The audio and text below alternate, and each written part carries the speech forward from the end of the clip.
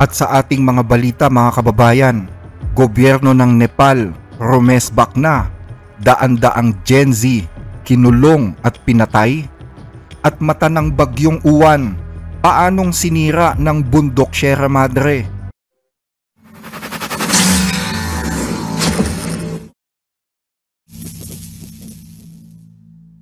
Noong unang bahagi ng September 2025, nag-alab ang galit ng buong Nepal. Libo-libong kabataan na kabilang sa Generation Z ang lumabas sa mga lansangan ng Kathmandu at iba pang lungsod matapos ipatupad ng pamahalaan ang pagbabawal sa mahigit 26 na social media platforms. Pero higit pa dito, pumutok din ang matagal nang hinanakit ng mga kabataan laban sa korupsyon, nepotismo at kawalan ng oportunidad sa bansa. Pero ngayon, nagbabalik daw ang pamahalaan ng Nepal para gumanti. Isang malawakang crackdown laban sa mga relihista ang ikinasa at ang punterya, mga Generation Z na nakisali sa protesta. Marami ang inaresto, pinatawan ng curfew ang ilang lugar at pinaniniwala ang daan-daan ang kasalukuyang nasa kustodiya ng pulisya. Samantala, nakamasid naman ang mundo sa isang henerasyong humihingi ng pagbabago sa Nepal at sa gobyernong tila handang patahimikin sila. Lunes, November 10, kinumpirma ng Nepal Police na mahigit 423 na katao na ang sinampahan ng mga kasong murder at vandalism kaugnay ng malawakang protesta na naganap noong September 9 laban sa korupsyon at sa iba pang mga isyu ng Nepal. Ang pag-aaklas ng mga kabataan ay hindi lamang nagresulta sa pagkakatalsik ng nakaupong gobyerno, kundi nagtapos din ito sa pagtatatag ng isang bagong pamahalaan. Batay sa datos na inilabas ng mga pulis, kasama sa mga isinampang kaso sa mga sospek ay illegal possession and use of weapons. At kasabay nito, tinatayang umaabot na daw sa 76 na katao ang napatay. Matatandaan na noong mangyari ang protesta, naglabasan sa mga lansangan ang mga kabataan na puno ng galit at isinisigaw ang mga slogan na kontra sa administrasyon. Sinira at winasak nila ang mga properties ng gobyerno, pati na rin ang mga opisina at tahanan ng mga kasalukuyan at dating opisyal ng pamahalaan. Sa tindi ng galit ng mga kabataang ito, halos lahat ng kanilang madaanan ay sinusunog, mula sa gusali ng parlamento hanggang sa mga 5-star hotel. Walang nakaligtas. Mahigit sa 2,700 gusali ang sinasabing inatake daw ng mga kabataan sa iba't ibang panig ng bansa. Kahit ang mga supermarkets, mga tindahan at mga pribadong tahanan ay pinasok at ninakawan. May mga report din na pinwersang kunin ng mga nagpoprotesta ang armas ng mga pulis. At ang kabuuang halaga ng mga nawasak umaabot daw sa 1 to 1.5 billion dollars.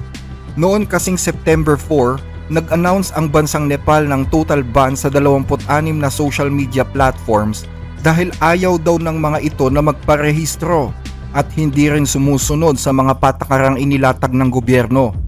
Kaya naman nagdesisyon ang gobyerno na iban sila dahil ilang beses na umanong binigyan ng warning ang mga kumpanyang ito para iparehistro ang kanilang mga platforms pero hindi sila tumugon.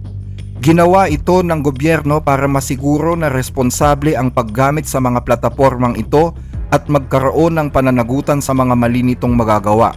Pero sa mata ng marami, isa itong uri ng paninikil sa freedom of speech sa bansang Nepal. Dagdag pa ng gobyerno, ginagamit din daw kasi ng mga fake accounts ang mga platapormang ito para magpakalat ng galit at magamit sa iba't ibang uri ng cybercrimes. Pero hindi kumbinsido ang mga kabataan sa dahilan ng gobyerno. Paraan lang daw nila ito para itago ang tunay na korupsyon sa gobyerno. Bagaman naging matagumpay ang protesta, ngayon ay tila nagbabalik ang gobyerno para gumanti sa kanila. 423 na katao ang dinampot. Sinasabing mas madami pa daw ang inaresto kaysa sa mga na-file na kaso. Inaalam na rin ng kapulisan kung may koneksyon ang mga relihista sa ilang mga politiko sa kanilang bansa. Ayon sa Home Ministry ng Nepal, umaabot daw sa 14,549 na mga bilanggo ang nakatakas sa kulungan dahil sa protesta ng mga Gen Z. 9,521 dito ang naibalik na, pero nasa 5,105 pa rin ang at large. Karamihan sa mga inaresto na mga pulis ay pawang mga residente ng Kathmandu, ang kabisera ng Nepal. 50 kaso ng criminal rioting at 117 katao ang inaresto sa kasong ito. 11 kaso naman ng illegal possession and use of weapons ang naitala at mayroong 30 inaresto dahil dito. 3 kaso naman ng pagnanakaw ang naitala at 6 ang inaresto. 7 kaso din ng indecent behavior ang naitala pero 12 dito ang inaresto. Ganon din sa kaso ng 6 na kaso ng homicide na lahat ng mga sospek ay pawang mga kabataan. Sa ibang lugar naman, 26 ang inaresto sa bayan ng Latipur at 20 ang inaresto sa Bhaktapur. Maliban dito ay may mga inaresto din sa ibang mga lugar gaya ng Parbat at Myagdi districts. Inaalam na ng pamahalaan ang pagkakaiba ng mga nagprotesta at ng mga gumawa ng krimen at natuklasan nila na mas maraming krimen na ginawa ng araw na yon kaysa sa mga nangyaring rally. Kaya't inaasahan na mas lalo pang dadami ang bilang ng mga aarestuhin sa mga susunod na araw sa Nepal. Pero bumuelta ang mga kinatawan ng mga kilusan ng mga Gen Z at sinabi nila na bakit daw pinag-iinitan ang mga kabataan sa halip na papanagutin ng gobyerno ang dating administrasyon na naging dahilan ng malawakang protestang ito. Ganon din ang mga opisyal ng gobyerno na naging tiwali sa loob ng napakahabang panahon. Sinabi din nila na hindi pwedeng parusahan ang mga inarestong kabataan habang hindi pa tapos ang investigasyon ng isang special commission na itinalaga ng gobyerno para dito. Binigyan ng 3 buwan ang komisyong ito para tapusin ang pag-iimbestiga at gumawa ng kaukulang report. Pinagbibintangan din ng mga kabataan ang kapulisan bilang pasimuno ng karahasan. Mas naging bayolente daw sila kung ikukumpara sa mga nagprotesta. At kung meron man daw nagawang krimen ang mga kabataan, hayaan itong imbestigahan. Pero hindi daw sila pwedeng kasuhan dahil sa bintang na indecent behavior habang nagrarally. Dahil tila mukhang hindi kumbinsido ang mga kabataan sa ipinapakita ng bagong pamahalaan na papanagutin ang mga tunay na may sala, muli na namang nanawagan ang mga Gen Z na ito para sa pagbibitiw ng itinalagang Home Minister ng Nepal.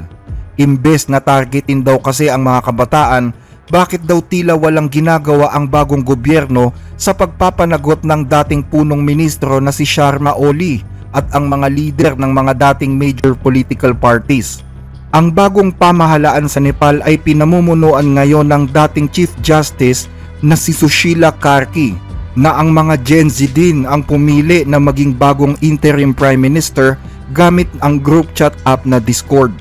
Nag-issue na ng travel ban ang bagong pamahalaan sa dating punong ministro at sa 4 na dating matataas na opisyal habang isinasagawa ang investigasyon.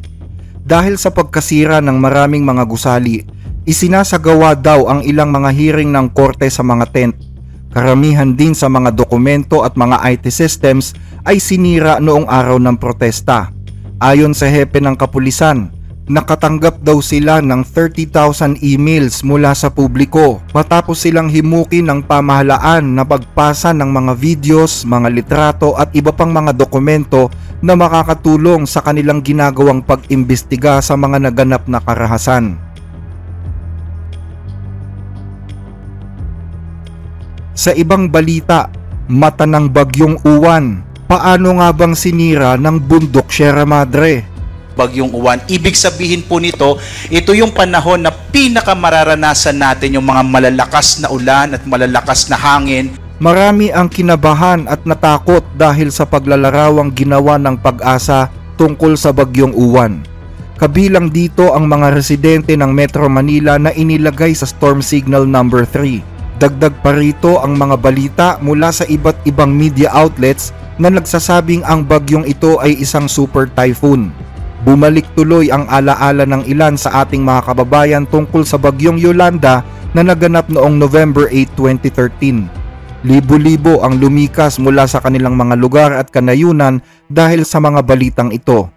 Pero tila himalang nagbago daw ang kilos ng bagyo nang tumama na ito sa lupa. At batay sa paniniwala ng marami, Malaking tulong daw ang kabundukan ng Sierra Madre dahil ito ang bumasag sa mata ng bagyo. Binasag ng Sierra Madre Mountain ang mata ng Super Typhoon Uwan matapos itong maglandfall sa Aurora. Sa kabila nito, nag-iwan pa rin ng matinding pinsala ang bagyo sa lalawigan. Sa tuwing may bagyong tumatama sa pulo ng Luzon sa Pilipinas tulad ng bagyong Uwan na kilala sa international name na Phong Wong, maraming mga Pilipino, partikular ang mga nasa hilagang bahagi ng bansa, ang naglalagak ng kanilang tiwala sa isa sa pinakakilalang kabundukan sa Pilipinas, ang bulubunduki ng Sierra Madre. Dahil nakalatag ito sa dulong bahagi ng Luzon, madalas itong tawagin na backbone of Luzon at first defense laban sa mga bagyo dahil ito ang nagsisilbing harang sa gitna ng karagatang Pasipiko at ng matataong rehiyon sa Luzon. May taas itong 6,283 feet at may habang 335 miles na nagsisimula sa probinsya ng Cagayan sa hilaga at nagtatapos sa Quezon sa timog. 10 probinsya ang nadadaanan nito. Maraming mga environmentalist ang naniniwala na ito ay isang living shield o isang natural na kalasag na tumutulong para balansihin ang ulan, pababain ang panganib ng pagbaha at pagguho ng lupa at nagpapatatag din daw sa rehiyon sa gitna ng masungit na panahon. At ngayon, sa pagharap ng Pilipinas sa ika-21 bagyo ngayong taon, muli na namang ibinabalik ng marami ang kanilang pagtitiwala sa umano'y kakayahan ng Sierra Madre na magbigay proteksyon sa bagyo. Pero ang tanong, suportado ba ito ng siyensya? Ayon sa kilalang international storm chaser at vlogger na si Josh Morgerman, hindi. Sa isang post sa Facebook, ganito ang sinabi ni Morgerman. Maraming tao ang naglalaganap ng maling impormasyon tungkol sa kabundukan ng Sierra Madre sa Pilipinas. Linawin natin, pinahihina ng hanay ng Sierra. Maraming tao ang naglalaganap ng maling impormasyon tungkol sa kabundukan ng Sierra Madre sa Pilipinas. Maraming tao ang naglalaganap ng maling impormasyon tungkol sa kabundukan ng Sierra Madre sa Pilipinas.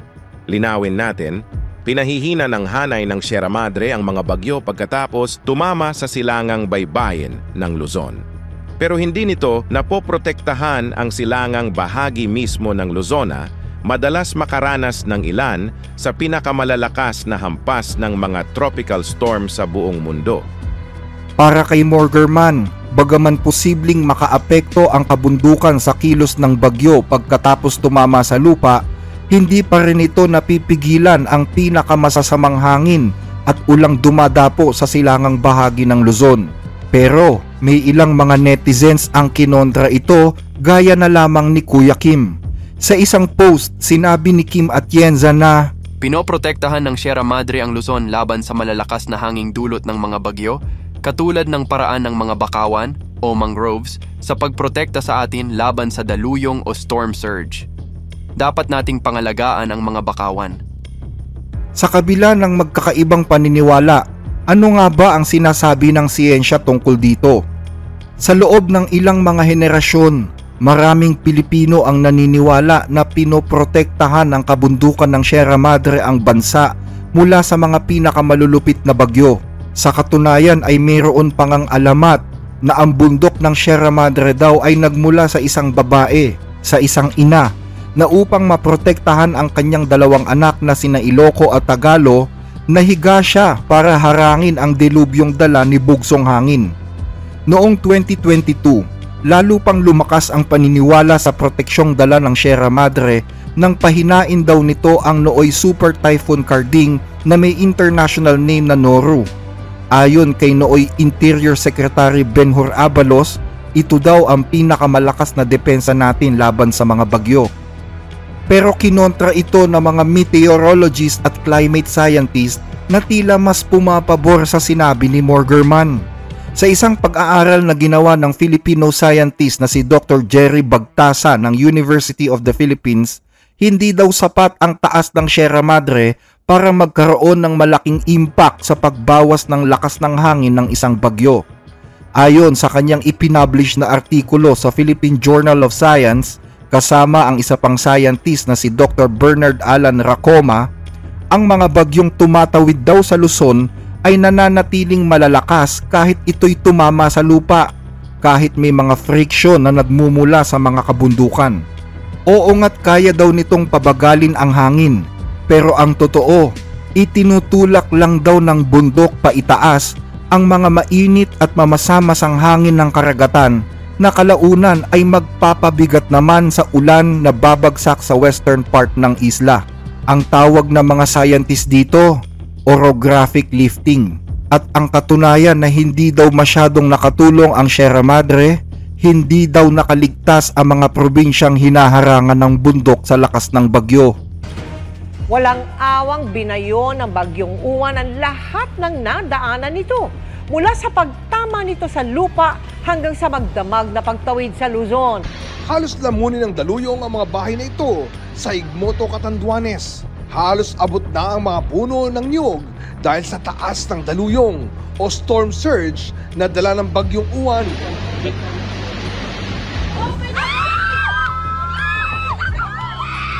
Napasigaw na lang din sa takot ang mga residente ito sa Dinapigi, Isabela dahil sa malaking along halos umabot na sa kanilang pwesto.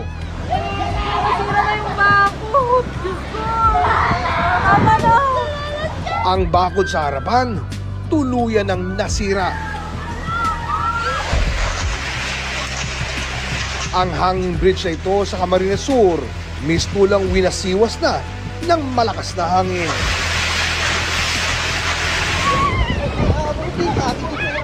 Sa Dipakulaw, Aurora, may kasabay na malakas na ulan ang hampas ng mga alon.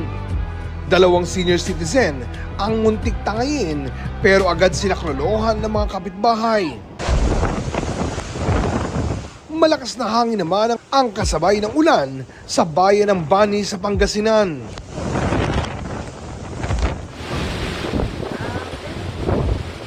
Habang sa Quirino, mistulang isinasayaw ng hangin ang mga halaman.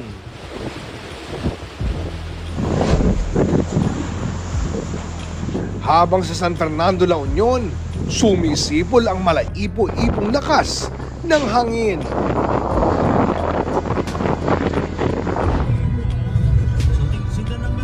Pagputok ng liwanag, kita ang malawakang pinsalang iniwan ng bagyo.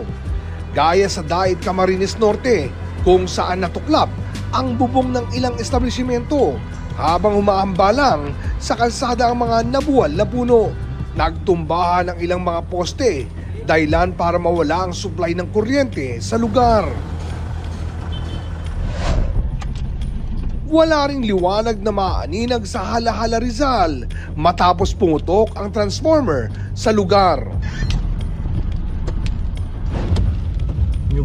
Mga nagbagsakang punong pinataob ng bagyo ang pinagtutulungang alisin sa kalsadang ito sa Calawag, Quezon. Sa lakas ng hangin, nilipad na ang bubong ng eskwelahang ito sa Kasiguran, Aurora. Ang 2 bakang ito sa Tagudin, Ilocos Sur, itinali na sa puno ng kanilang amo. Sa lakas ng ulan, sa isang musileo na tumuloy ang 3 pamilyang ito sa Cabanatuan City, Nueva Ecija dahil puno na raw sa evacuation centers. Bahang sinabayan ng high tide naman ang iniinda ng mga taga-Kalumpit, Bulacan. Kaya ang ilang residente, bangka na ang ginawang transportasyon. Dahil sa lagpas taong baha, gumamit ng mga galon ang mga residente sa Ilagan, Isabela bilang pampalutang habang tumatawid. Kita rin ang malawak na pagbaha sa Nueva Ecija. Ang mga bahay at palayan tuluyang nalubog sa kulay tsokolating baha. Nagmistulang dagat din ang bayan ng Tuaw sa Cagayan. Ang isang lalaki sa Apari nakuryente pa habang nag-aayos ng bubong para di tangayin ng hangin. Patay naman matapos matabunan ng lupa ang kambal na 5 taong gulang sa bayan ng Cayapa, Nueva Vizcaya. Ayon sa pulisya, natutulog ang mag-anak sa loob ng kanilang bahay nang matabunan sila ng landslide mula sa bundok. Dahil dito, naniniwala ang mga eksperto na ang paniniwala sa Sierra Madre bilang isang likas na panangga sa bagyo ay posibleng magdulot ng pagiging kampante sa paghahanda laban sa paparating na sakuna. Ang katotohanang nananatiling isa ang Silangang Luzon sa pinakalantad na rehiyon sa buong mundo ay nagpapakita din na hindi kayang tiyakin ng mga bundok ang ganap na proteksyon. Higit pa rito, ang tuloy-tuloy na pagkakalbo ng kagubatan, pagmimina at mga proyektong pang-infrastruktura ay unti-unti ding sumisira sa anumang epekto ng Sierra Madre na nakakabawas sana sa pinsala ng bagyo. Ang tunay na proteksyon ayon sa kanila ay nakasalalay pa rin sa mabisang pagpaplano sa sakuna, matibay na infrastruktura at sa preservation ng mismong kabundukan. Mga bagay na patuloy na hinihingi ng mga Pilipino mula sa kanilang gobyerno. Pero bayuhin man ng ilang bagyo ang Pilipinas, masira man ng mga bagyong ito ang maraming mga infrastruktura, sa huli, ang Diyos pa rin ang may hawak ng buhay ng bawat isa. Walang buhay na mauutas sa gitna ng bagyo hanggat hindi pinahihintulutan ng Diyos. Ang sabi ng Biblia, nasa kamay niya ang buhay ng bawat bagay na may buhay at ang hininga ng lahat ng mga tao.